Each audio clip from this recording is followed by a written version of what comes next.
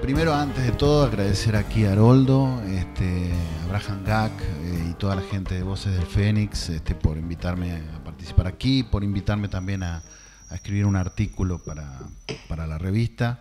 Es decir, para mí es un honor volver acá a esta casa. Hacía años que no pasaba por acá. Bueno, el año pasado di una charlita para estudiantes, pero digamos en otro tipo de contexto. Bueno, el artículo es un largo plazo sobre Brasil, que no voy a hacer acá. Digamos, aquí simplemente voy a concentrarme un poco en la última etapa, digamos, 2003, digamos, el periodo del PT hasta, bueno, ahora ya no está más el PT, pero digamos, sería este último periodo, los 2000 en Brasil, pero voy a referir un poco al contexto internacional, porque entre otras cosas siempre se plantea cuánto es cuánto lo que está pasando en Brasil y en muchos otros lugares, pongamos la Argentina también, es fruto de lo que está ocurriendo, digamos, son causas internas, cuánto es causas externas, eso siempre es difícil de distinguir, las relaciones causales. Mi argumento principal, así lo anticipo, vamos a tratar de justificarlo, es que Brasil no está en crisis por causas externas. Obviamente que las condiciones externas no están ayudando mucho, pero Brasil no está en crisis, a mi entender, por causas externas. Tendríamos que analizar los mecanismos de transmisión, ¿no? Pues el economista, primero que hay que pedirle a un economista, a mi entender, es que explique cuáles son los mecanismos de transmisión. Así que dicen, no, la crisis mundial, bueno, ¿de qué manera la crisis mundial está impactando en una determinada economía? O si existe tal cosa como una crisis mundial. En el caso de Brasil, ¿por dónde podría impactar la crisis mundial? Y bueno, ¿por flujos financieros o flujos comerciales? Otros no conozco, ¿no? Flujos comerciales, efectivamente las exportaciones brasileñas se estancaron, ahora vamos a ver un poco eso. Pero el valor agregado de las exportaciones brasileñas es muy poco. Es decir, no realmente, digamos, el componente importado de lo que exporta Brasil es bastante alto, de modo que el impacto sobre el PIB brasileño no es tan grande como para explicar semejante contracción. Obviamente que no está ayudando ese elemento. Ahora se están recuperando un poco las exportaciones. El componente financiero de ninguna manera. Había gente acá en Argentina que decía que había fuga de capitales en Brasil, que Brasil estaba sufriendo. Brasil tiene más reservas hoy que hace 2 años atrás. Cuando comenzó el gobierno del PT, el dólar estaba a más o menos casi 4 reales, llegó un momento 4 reales por dólar, hoy está 3 reales y pico. Es decir, en 15 años no se modificó la cotización. Digamos, sube, baja, pero digamos, no hay un proceso, una tendencia a la devaluación. Brasil tiene 380.000 millones de dólares de reservas internacionales. El Estado brasilero es acreedor líquido, neto. Si me sale portugués me disculpan porque a veces doy clases en portugués, entonces en portugués, portuñol, y a veces mezclo. Es acreedor neto internacional, el Estado, es decir, uno descuenta de las reservas internacionales, descuenta la deuda externa del Estado brasileño. El Estado brasileño es acreedor del mundo y no deudor, como dijo aquí el profesor Ugarteche. Efectivamente el Estado es acreedor. El sector privado es deudor, pero no es una deuda, no supera el 10% del PBI. Es decir, realmente no es significativo, no hay tendencia a la devaluación en Brasil, está lleno de dólares Brasil. De modo que, a mi entender, el impacto de la situación internacional sobre Brasil es básicamente menor. Por otro lado, sinceramente, ¿no? Es decir, yo coincido aquí con Augusto, con el profesor Oscar, en que la crisis internacional todavía no se superó. ¿Sí? Hay elementos que hacen pensar que esto llegó para quedarse, es decir, la desaceleración, principalmente en Europa, es un fenómeno tal vez de largo plazo, aunque Europa ya está creciendo, casi 2%, por lo menos es la proyección para este año. Estados Unidos 2,3%, no es muy bajo, no está muy lejos de una media internacional. Asia está creciendo 5 o 6% al año, es decir, a ver si podemos ver, traje los datos internacionales. A ver, vamos a ver rápido, traje mucho dato. Me disculpan acá que generalmente me gusta ver un poco. Estas son, digamos, la línea celeste, la línea del medio, ¿no? Está en el medio acá, no sé qué color sería acá, medio rosa. Ese es el crecimiento mundial, que está en torno a, no salió el eje, en torno a 3%, 3 y pico, 3,2. Esto acá, la línea naranja, es el crecimiento de las economías avanzadas, las economías desarrolladas, que está en torno al 2%, sí, más o menos 2%, y la azul, la celeste, es el crecimiento de las economías emergentes, que todavía está en el 3 y pico por ciento. Es decir, se desacelera con relación al pico de 2007, pero no está muy lejos de lo que uno podía ver ya en los 90, y muy por arriba de los años 80, etc. Es decir, en Asia no da para hablar de crisis. Esto de las medallas, digamos, puede ser una buena metáfora, pero digamos, China todavía está creciendo al 6% al año. La India es el país que más crece en el mundo, está creciendo 8% al año, y no es cualquier cosa, estamos hablando de un país de 1.200 millones de personas, 1.250 millones de personas. Y todo el continente asiático, ahí está el 55% de la humanidad, está creciendo a promedio de 5,5% al año, más o menos. Es la proyección para este año y es lo que se creció el año pasado. Es decir, ¿hay elementos de crisis internacional? Sí, porque básicamente en Europa y en Estados Unidos, y tal vez algo de esto también hay en Asia, en Japón lo hubo ya en los 90, las familias, los hogares están muy endeudados, monedas locales están muy endeudados, digamos, porque hubo un proceso de expansión del consumo financiado por crédito, y bueno, se hace difícil digamos, si no hay algún otro estímulo que las economías puedan seguir creciendo en base a consumo.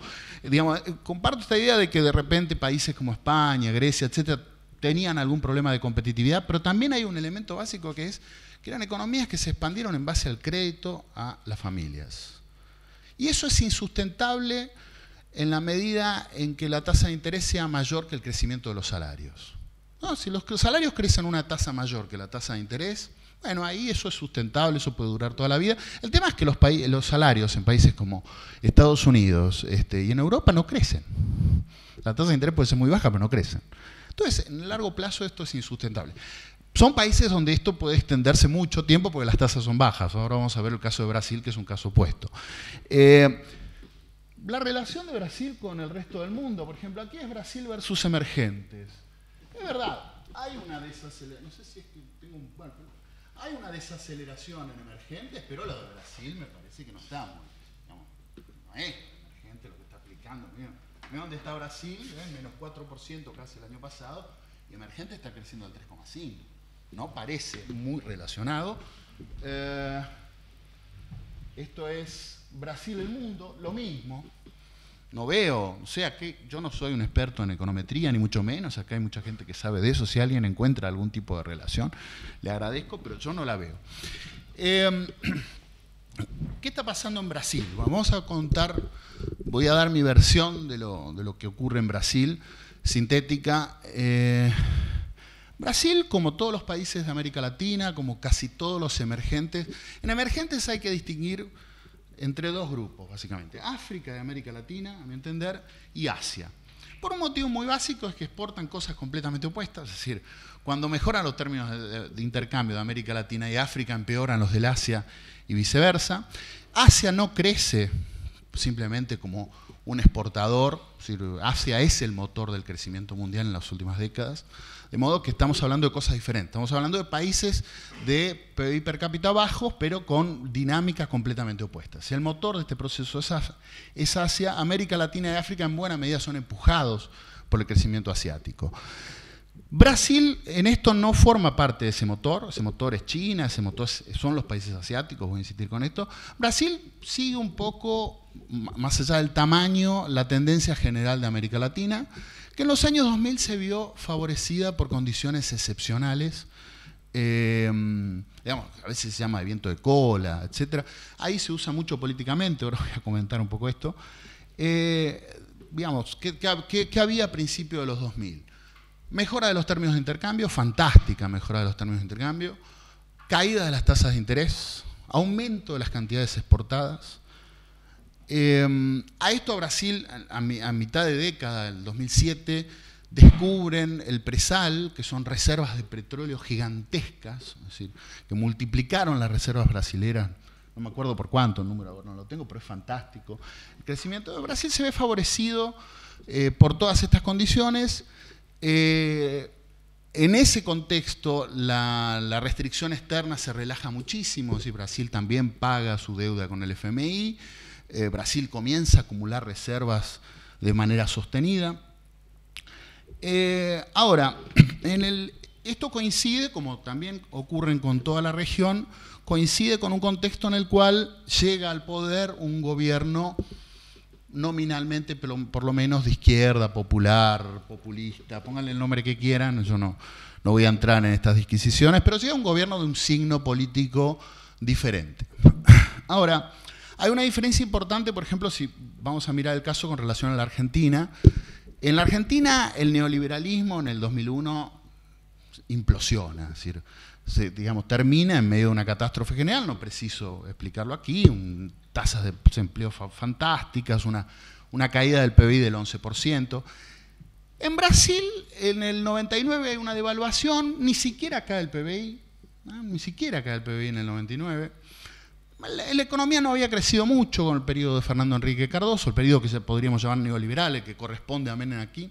La economía no creció mucho, pero tampoco se resolvió el tema de la inflación, frenó el proceso inflacionario, pero tampoco fue un proceso de descomposición general, desarticulación del Estado y crisis generalizada como la que ocurrió aquí. Si el neoliberalismo se fue por la puerta grande, digámoslo así, en Brasil. Me parece que esa es una diferencia muy importante.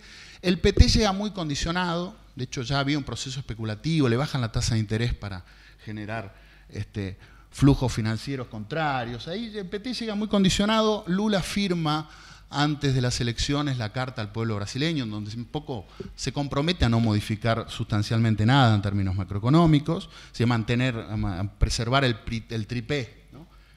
Tipo de cambio flexible, metas de inflación y meta de superávit primario, superávit fiscal primario, ¿no? Que me parece que este es el corset principal que tienen de ahí para adelante. Ahora, cuando llegan al gobierno, no era la situación que va a ocurrir después, había pocas reservas, había cierta inestabilidad, había una tasa de inflación todavía arriba de los 2 dígitos. La decisión del gobierno del PT, con Palocci en el gobierno, fue la de realizar un ajuste fiscal, un fuerte ajuste fiscal con aumento de tasas, celebrado por el mercado, aplaudido por todos. Y, oh, milagro, en el 2004 la economía creció al 5,7%. La interpretación tanto de la oposición como de los medios de comunicación, como del propio PT, me parece que esto es importante, de Lula, es que bueno, se había dado confianza al mercado, se generaron las condiciones de credibilidad, llegó el segundo semestre y bueno, empezaban a invertir y esto dio tranquilidad, etcétera, y la economía creció. Bueno, yo le pregunto a mis alumnos, ¿ustedes conocen algún país que en el 2004 no haya crecido? Aquí, público aquí. ¿Alguien conoce un país que en el 2004 no haya crecido? No creció Zimbabue y no creció, creo que un país de África Central, uno de estos, no me acuerdo. Son 2 países en el mundo no crecieron en el 2004. Incluso Irak, con la invasión, creció en el 2004. Afganistán creció en el 2004. Y también, acá en la Argentina, no solo el kirchnerismo, acá no estoy hablando del kirchnerismo, no solo el kirchnerismo interpreta como, bueno, Néstor, esto, lo otro, también hay gente del propio aquí, de la UBA, profesores que dicen, no, el problema fue cuando se fue Labaña, porque con Labaña hacíamos todo bien, se fue Labaña, ahí empezamos a cometer macanas. Fíjate que a partir del 2007 la cosa empieza a empeorar, 2008, no sé qué, los indicadores, 2004, 2005, 2006 crecíamos, mejoraba todo. Bueno, sí, en todo el mundo mejoraba todo, viejo, es decir. Y en el 2007 casualmente no solo se va Labaña, digamos, tenés una crisis internacional, ¿no? Entonces me parece que hay que ubicar las cosas en el contexto. En 2004 crecieron todos, ¿no? Yo creo que ponía a Salita de Lázari, ministro de Economía, y crecía en cualquier lado. En ese contexto, el PT aprovecha con esa política macroeconómica ortodoxa que comienza a relajarse a partir del 2005. El PT comienza efectivamente a promover una política social de distribución del ingreso. En este sentido es una combinación de una política macroeconómica conservadora con una política social favorable a la distribución del ingreso. Vamos a ver rápido algunos datos aquí.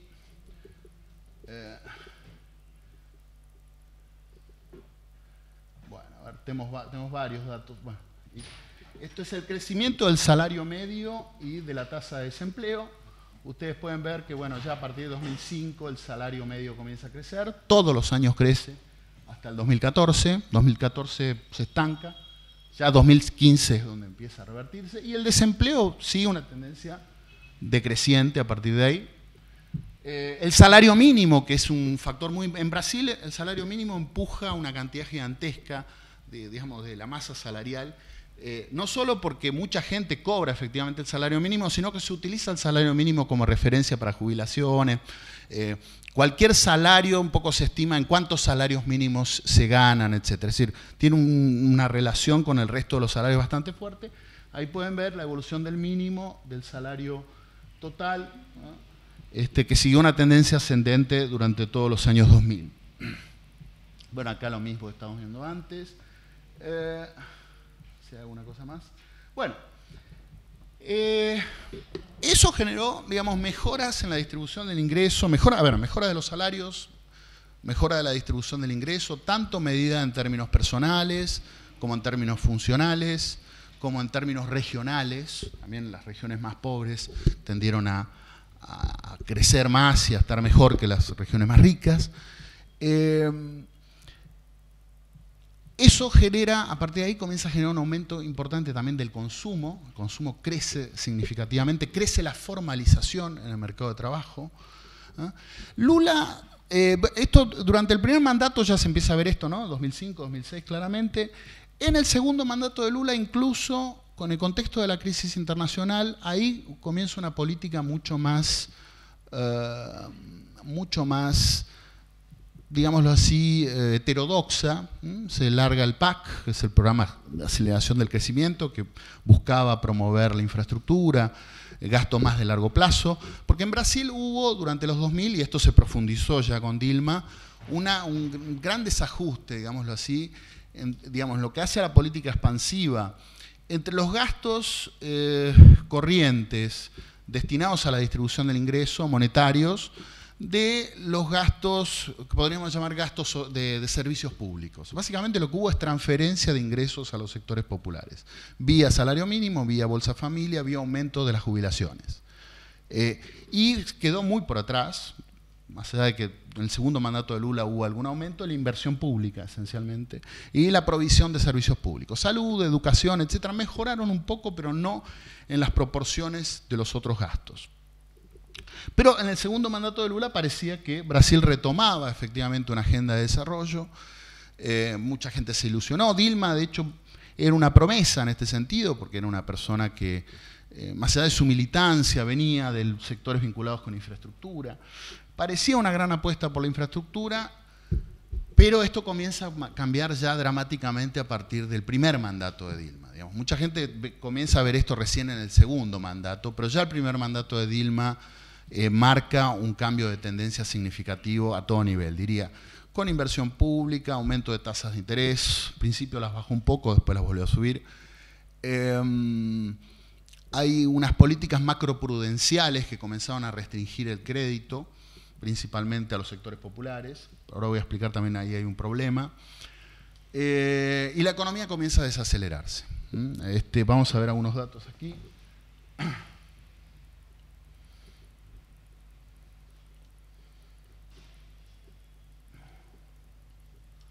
Bueno, aquí pueden ver la inversión del gobierno central en 2011 cae 12%, en términos reales, y 2013 vuelve a caer.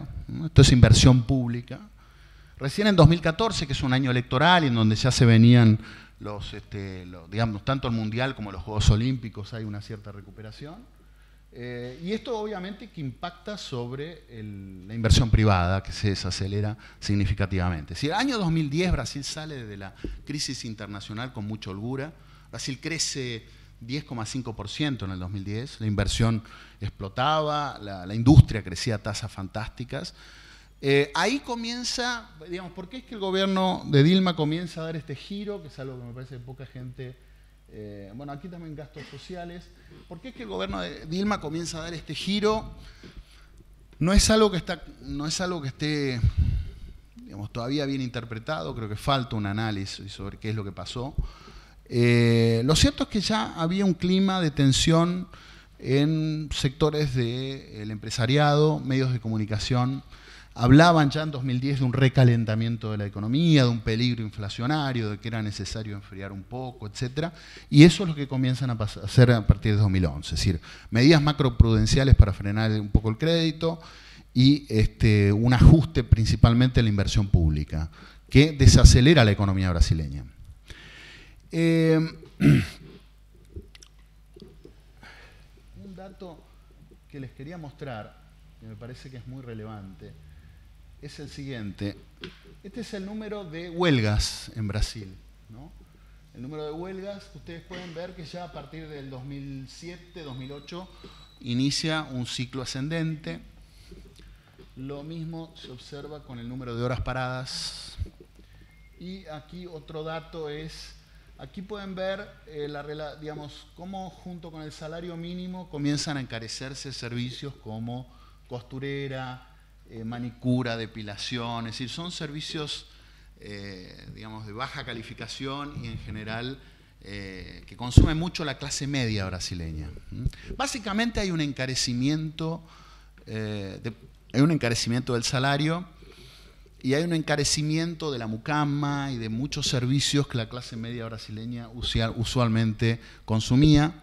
Esto comienza a generar una tensión en sectores medios que explota ya a partir del del primer mandato de Dilma, 2012, 2013, ya comienza a haber una polarización en la sociedad brasileña. En el 2013, en el contexto de las Copas de las Confederaciones, ya se ve un clima bastante tenso en las calles, hay manifestaciones de todo tipo, gente que reclama por más servicios públicos, que efectivamente se habían quedado atrás, y gente que comienza a reclamar ya claramente contra el Bolsa Familia, contra el populismo, contra la dictadura comunista, contra cualquier cosa, es decir, con un discurso mucho más recalcitrante que el que se puede ver acá.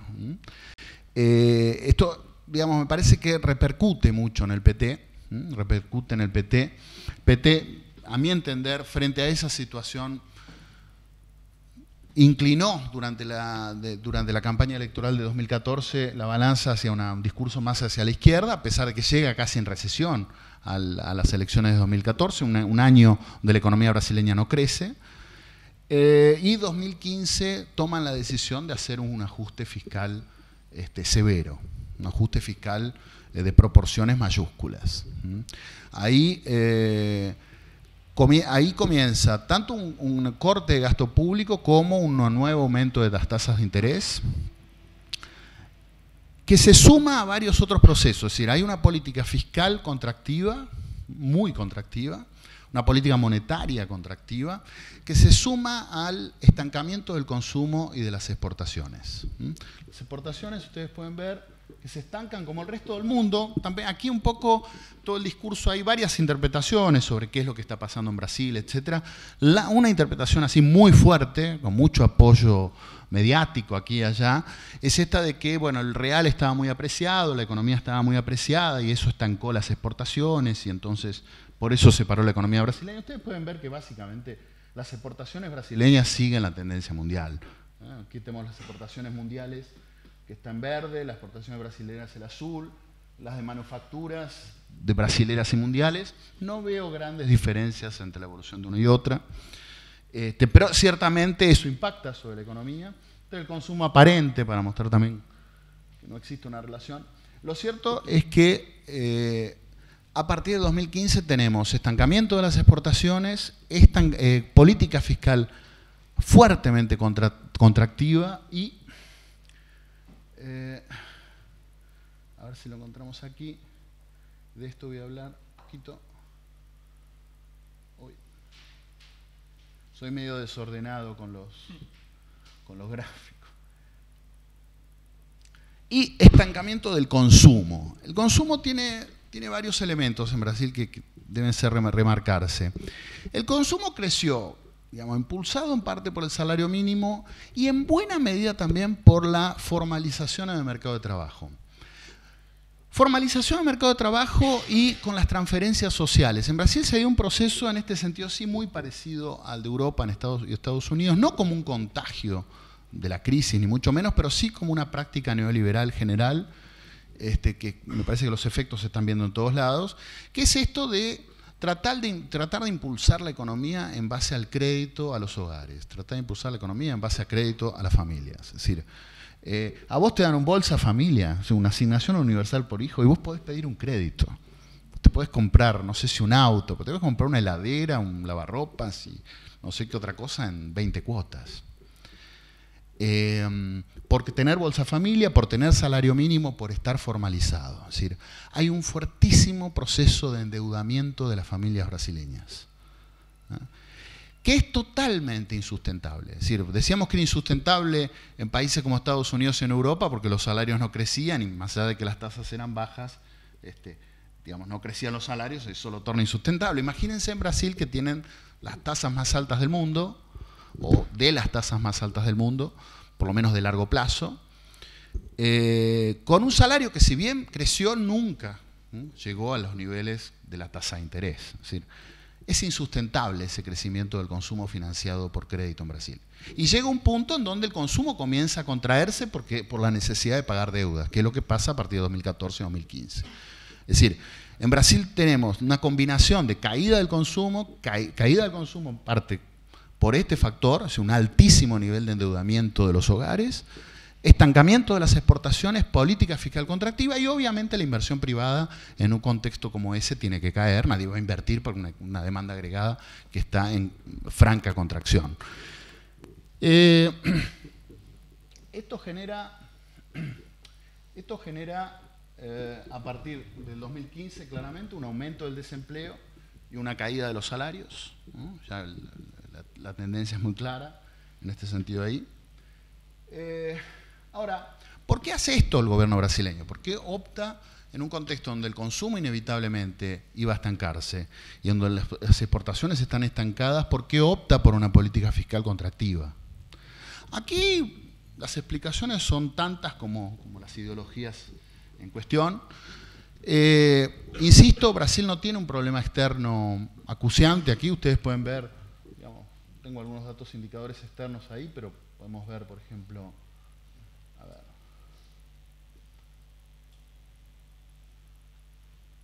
Este es el déficit fiscal. Ustedes pueden ver que la tendencia en general fue, digamos, al aumento del déficit aquí, básicamente, pero en el periodo inmediatamente anterior hay una tendencia al déficit. Sí, en el 2009 por cuenta de la crisis, y es la crisis la que genera déficit, lo mismo en el 2015, pero antes no. No hay un salto en el riesgo país, no hay nada de eso. Si ustedes siguen al gobierno, una de las cosas que van a escuchar es que había un sendero insustentable de la deuda pública, porque en un momento si vos tenés déficit fiscal y pagás altas tasas de interés, etcétera, la deuda pública se torna insustentable. En realidad la deuda pública, acá pueden ver la deuda pública bruta, que es el rojo, que comienza, 2004 está casi en el 75% y se mantiene en el 65%, un poco menos de 2/3 hasta 2014. Después tenemos la deuda neta, que es descontada las reservas, que tiene una tendencia decreciente permanente. Esto solo se revierte en el 2015 con el ajuste. Si es el ajuste el que lleva al aumento de la deuda bruta y la deuda neta. Así que no hay una justificación por el lado de macroeconómica para lo que está ocurriendo en Brasil. A mi entender, lo que está pasando en Brasil es básicamente político. Hay una crisis, hay, digamos, sectores que están pidiendo ese ajuste, que están pidiendo una moderación. Primero hablaban de moderación salarial, ahora francamente, abiertamente están pidiendo caída de los salarios. El PT se sumó a este proceso, si no tuvo, o sea, el coraje, la capacidad, el poder, lo que sea, para enfrentar esta tendencia. Optó, para tratar de preservarse en el poder, optó por el ajuste. Esto redujo su popularidad en los sectores bajos, que era su principal base de apoyo, y hay sectores del gobierno, algunos de la propia base aliada del PT, porque digamos los diputados, senadores que votaron en contra, muchos eran de la base aliada del PT, pero por distintos motivos, sea porque defienden sectores que estaban pidiendo el ajuste, o sectores de ultraderecha, o sectores que, digamos, no paga mucho votar a favor de Dilma, esto hay que decirlo, más allá de que uno lee Página 12, un Emir Sader, etcétera, esto parece, se habla mucho de golpe y este tipo de expresiones muy fuertes. Efectivamente hay una interrupción que no tiene bases legales muy sólidas, ni mucho menos. Esto no fue por corrupción, digo, lo que se ha difundido es que esto pasaba por que la caída de Dilma se debía a un episodio de corrupción. El episodio de corrupción fue para crear el clima político para la caída de Dilma. Básicamente se la acusa de, se llama pedaladas fiscales, es decir, que hay manejo fiscal irresponsable, lo que sea. Es decir, la querían voltear, no hay un motivo jurídico sustentable, pero es verdad que en el momento en que Dilma cae, el nivel de popularidad del gobierno no superaba el 10-12%. Es decir, aquí se cae con un alto grado de aprobación, ¿no? Me parece que este es un factor importante. Ahora, ¿cuál es la perspectiva a futuro? Y con esto cierro, no sé cuántos minutos ya hablé. Hablé bastante. ¿Cuál es la perspectiva a futuro? Creo que acá hay que distinguir el cortísimo plazo y el largo plazo. En el cortísimo plazo no me sorprendería que el año próximo Brasil se recupere mínimamente. Es decir, en el 2017 Brasil tenga un crecimiento de 2%, que no es mucho, dado que cayó casi 4 el año pasado y este año va a caer otro tanto. No es un rebote muy fuerte, pero por lo menos estaría parando de caer. Es decir, ¿por qué? Porque básicamente este gobierno Temer, en términos por lo menos macroeconómicos, por ahora es bastante más prudente y moderado que el gobierno del PT. Esto hay que decirlo, no es lo que se difunde, pero estos son datos de gente del PT. Y oigan aquí lo extraño, es gente del PT acusando al gobierno de Temer de irresponsabilidad fiscal. Esta es la situación, es decir, corriendo al gobierno de Temer por derecha, ¿no? Desde la ortodoxia. Esta es la política fiscal. Acá tenemos gastos totales, discrecionales y personales, digamos, del gobierno de Fernando Henrique Cardoso, Lula 1, que fue bastante más contractivo que Fernando Henrique Cardoso, solo que agarró una fase mucho más favorable. Lula 2, que como decía antes, fue bastante más expansivo. Dilma 1, que ya comienza a contraer. Y Dilma 2, Dilma 1, Dilma 2015, que es una contracción total. Dilma de los pocos meses que gobernó 2016, que profundiza el ajuste, se va del gobierno ajustando. Y Temer, los pocos meses que da para hacer una evaluación, que ya estaría moderando la situación. Efectivamente, el ajuste fiscal por ahora se modera. Ahora, ¿qué pasa en el mediano plazo? El gobierno del PMDB, el Movimiento por la Democracia Brasileña, está promoviendo, aquí hay muchos maquiavelos en esta historia, ¿no? Es decir, en el Congreso, poco la evaluación es si ellos van a seguir en el gobierno o va a venir otro. Un poco han tirado para la opinión pública, los medios, y están barajando en el Congreso un puente para el futuro, así lo llaman, un proyecto, que congelaría en términos reales el gasto en salud, educación, transferencias sociales, etcétera, hasta 2020. Así que es el acabose. Si lo van a hacer o no lo van a hacer, no lo sé, porque el gobierno de Temer también es muy impopular, también puede caerse en cualquier momento, tiene un nivel de aprobación del 12-13%, es más o menos como el de Dilma. También hay que ver si ellos lo van a promover o no, porque efectivamente ellos venden para los medios de comunicación que tienen que hacer un ajuste, que es necesario el ajuste, etcétera. Es un discurso así medio a lo José Luis Espert, loco de esto, pero después en la práctica no son tan locos como Sturzenegger y este tipo de gente, sino que han moderado. Entonces, ¿qué es lo que van a hacer? No queda claro, pero también no queda claro si ellos van a continuar. En fin, Brasil está en una situación muy complicada. Veo muy improbable personalmente que vuelva algún gobierno popular o centroizquierda, etcétera, en Brasil por un tiempo muy prolongado. Lula es la última carta que tienen, pero la veo muy, muy difícil, porque de hecho se han ido ajustando. Creo que en ese sentido las condiciones políticas de Brasil y Argentina son bastante diferentes. A mi entender, Argentina tiene más chances de un poco de recuperarse que Brasil. Pero bueno, las perspectivas para mí son funestas, es decir, olvídense de Brasil por un tiempo prolongado. Ahora, un poco cerrando, a mi entender no es que se acabó la multipolaridad, no es que se acabaron los BRICS, no es que Estados Unidos recuperó un poder que nunca perdió, en realidad. A mi entender, el error es esta idea de BRICS, ya de por sí. Es decir, aquí me parece que lo que hay que hablar es básicamente de China, del RIC, digámoslo así. China, India y Rusia por motivos militares. Rusia también es un país que depende mucho del petróleo. Pero Brasil nunca estuvo en ese club. Aquí mucha gente se ilusionó de que América Latina de alguna manera se insertaba eso. Acá el problema es este concepto de BRIC. China no es Brasil, la India no es ni mucho menos Brasil, y Rusia tampoco es Brasil ni puede serlo, más allá de que dependa mucho del petróleo, por un motivo muy simple. Rusia es un país que aún tiene un proyecto de gran potencia y no le queda otra. Si Rusia cede en ese proyecto, se vuelve a dividir en 15 pedazos, no tiene alternativa. Entonces, por un motivo geopolítico, Rusia no puede,